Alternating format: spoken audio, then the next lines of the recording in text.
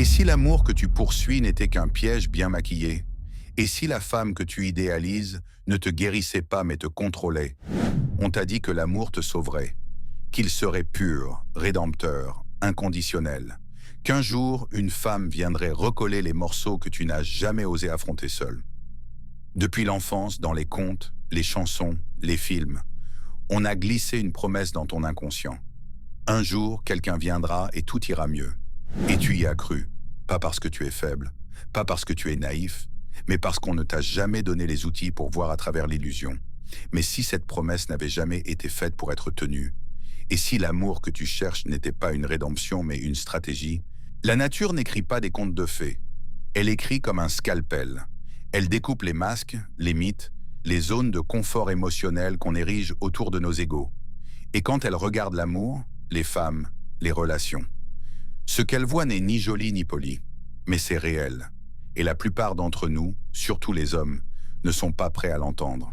Parce que voilà la vérité, tu ne l'aimes pas. Tu aimes la version d'elle qui reflète celui que tu voudrais être. Tu aimes la validation qu'elle t'offre, mais la validation n'est pas de l'amour. Ce que tu appelles aimer, c'est peut-être juste une illusion soigneusement orchestrée, une illusion qui te garde émotionnellement obéissant. Elle n'a pas reçu d'épée. Alors elle a appris à se battre avec le silence. Elle n'a pas eu le contrôle. Alors elle a maîtrisé l'influence. Pas par malice, par nécessité. Et toi, tu continues à confondre stratégie et douceur. Tu crois qu'elle est fragile. Tu crois que son amour est pur. Mais ce n'est pas de la tendresse. C'est du pouvoir. Raffiné, répété, précis. Pendant que tu rêves de fusion, elle calcule le coût de la proximité. Pas pour te manipuler, mais parce qu'elle sait que celui qui voit le jeu et n'en parle pas gagne. Et toi, tu préfères le rêve, la muse, la guérisseuse. Mais si ces rôles n'étaient que des masques qu'elle a appris à porter parce qu'ils fonctionnent. Tu crois qu'elle t'aime, tu crois qu'elle te choisit, mais ce que tu appelles amour n'est peut-être qu'un jeu de rôle. Et tu n'as jamais vu les règles. Nietzsche n'a pas exposé le mensonge pour accuser les femmes.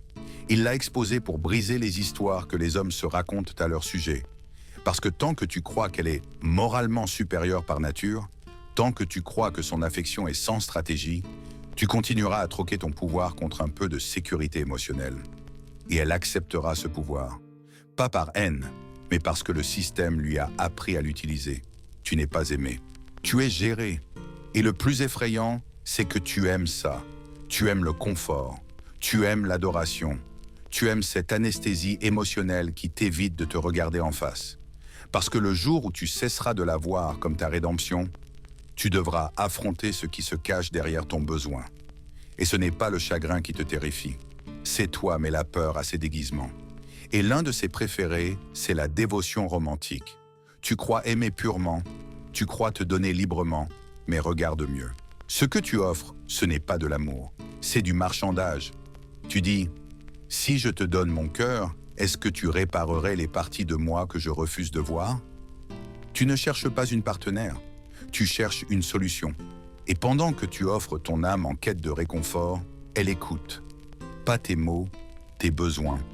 Pas par cruauté, mais parce que chaque vulnérabilité devient une carte de tes points de pression émotionnelle, et elle les apprend vite. Pas pour te blesser, mais pour s'installer dans ton esprit, là où elle devient indispensable. La nature a vu ça. Elle a vu que ce qu'on appelle amour est souvent une lutte subtile pour le territoire émotionnel. Qui contrôle le rythme de la proximité? Qui retient le premier? Qui cède le dernier? Ce ne sont pas des questions d'affection, ce sont des questions de pouvoir. Et voici la vérité inconfortable. Celui qui a le moins besoin contrôle le plus.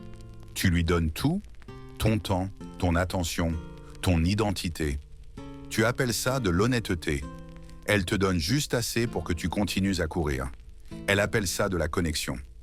Mais ce n'est pas une connexion, c'est une chorégraphie.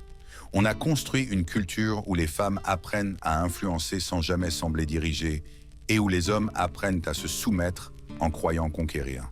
Ce n'est pas sa faute. Ce n'est pas la tienne. C'est le fruit de siècles de conditionnement. Les hommes ont dominé le monde extérieur. Les femmes ont maîtrisé l'intérieur. Et aujourd'hui, Dans l'amour moderne, tu entres dans le piège en souriant. Elle n'a pas besoin d'ordonner. Elle suggère. Elle n'a pas besoin d'exiger. Elle désire. Et ce désir façonne tes choix, ton identité, sans jamais élever la voix. Ce n'est pas de la manipulation. C'est de la maîtrise. Tu l'as dit mystérieuse. Mais c'est toi qui ne comprends pas. Tu ne la comprends pas parce que tu n'as jamais remis en question tes propres mythes. Tu crois encore que l'amour est une fusion. Elle sait que l'amour est un levier. Et quand elle s'éloigne, ce n'est pas son absence qui te hante. C'est ta propre image qui disparaît avec elle. Nietzsche dirait « Tu ne l'as jamais aimée ». Tu as aimé ce qu'elle te faisait ressentir. Elle était la scène sur laquelle tu jouais ta valeur. Maintenant que la scène est partie, il ne reste que le silence et la vérité. Et la vérité, la voilà. Elle ne t'a pas trompé. Elle a simplement cessé de jouer le rôle que tu avais écrit pour elle. Tu ne l'as jamais vue. Tu as vu ton idée d'elle. Et quand elle a cessé de la jouer, tu l'as appelée froide.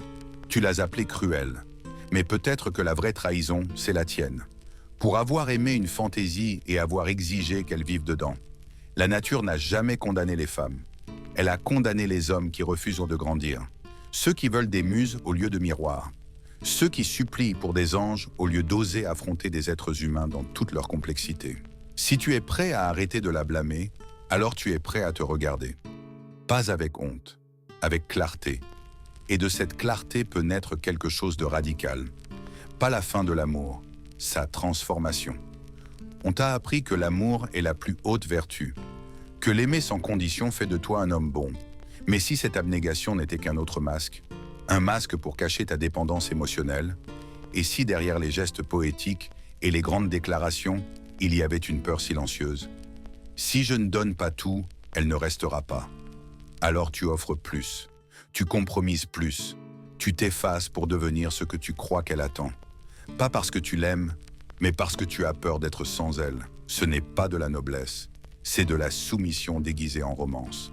Et pendant que tu crois être courageux, elle ressent autre chose.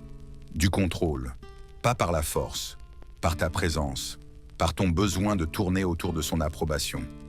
Parce que voici la vérité que la nature a chuchotée, que si peu veulent entendre. L'amour, quand il est enraciné dans le besoin, n'est jamais égal. Elle ne te demande pas de changer, mais tu changes quand même. Elle ne te demande pas d'obéir, mais tu obéis quand même. Pourquoi ? Parce que tu as convaincu ton esprit que son acceptation est ta rédemption. Mais elle n'a jamais demandé à être ton sauveur. Elle était juste elle-même. Et toi, tu as transformé ça en miroir de ta valeur. Et quand ce miroir se brise, ce n'est pas la perte que tu ressens, c'est l'effondrement. Parce que ce n'était pas l'amour que tu protégeais, c'était l'histoire. L'histoire qui dit « Si elle m'aime, je suis entier. Si elle reste, je compte. » Mais les histoires ne sont pas la vérité. Et quand la réalité frappe, tu cries à la trahison. Nietzsche appellerait ça un éveil. Le mensonge, ce n'est pas qu'elle a du pouvoir. Le mensonge, c'est que tu ne l'as pas vue. Tu l'as appelée douce, mais elle était lucide. Tu l'as appelée nourricière, mais elle était stratégique. Tu as cru qu'elle se rendait, mais elle choisissait, toujours, parce qu'elle comprenait quelque chose que tu n'as jamais su. Celui qui voit la dynamique détient la clé. Et maintenant, l'illusion commence à se fissurer. Tu te souviens de ses sourires, mais derrière, quelque chose calculé. Tu te souviens de ses réponses à tes émotions, avant même que tu les exprimes. Tu as cru qu'elle était intuitive, et elle l'était, mais son intuition et sa survie, sa façon de rester en avance dans un monde qui ne lui a jamais donné le pouvoir de confronter, seulement celui de façonner. Ce n'est pas une accusation, c'est une révélation. Et elle commence maintenant. Tu vis dans un monde où l'amour est vendu comme une reddition mutuelle, mais pratiqué comme une négociation silencieuse. Où la vulnérabilité est brandie comme une vertu, mais utilisée comme une monnaie d'échange. Et le jour où tu vois ça, tu as deux choix, grandir ou te briser. La plupart se brisent. Ils retournent au mythe, ils cherchent une nouvelle muse, un nouveau partenaire de performance émotionnelle. Ils disent, cette fois, ce sera différent. Mais ce ne sera pas différent, parce que les rôles n'ont pas changé. Seuls les acteurs ont été remplacés. Et tant que tu as besoin qu'elle joue le rôle, tu ne verras jamais la personne derrière le masque. Mais que se passe-t-il quand le masque tombe ? Quand tu cesses de chercher des rôles et que tu commences à voir la réalité, tu remarques ce qui a toujours été là. Pas de la manipulation, pas de la malveillance, mais de l'instinct. Une femme consciente de son absence de pouvoir institutionnel, qui a appris à maîtriser le pouvoir relationnel. Pas parce qu'elle veut te contrôler, mais parce que c'est le seul pouvoir qu'on lui a permis d'avoir. Alors ne te demande pas si elle est prête à t'aimer. Demande-toi si toi, tu es prêt à l'avoir sans le mythe. Parce que c'est seulement à ce moment-là que tu peux te voir toi-même. Et c'est seulement à ce moment-là que l'amour cesse d'être une histoire et devient une révolution. Si ce texte t'a ouvert les yeux, si tu t'es senti inconfortable d'une manière qui sonnait juste, like et abonne-toi à la chaîne. Pas pour te divertir, mais parce que tu en as fini avec les illusions et que tu es prêt à voir les choses telles qu'elles sont. Si ça t'a transformé, même un peu, fais-le parvenir à quelqu'un qui croit encore que le masque est le visage.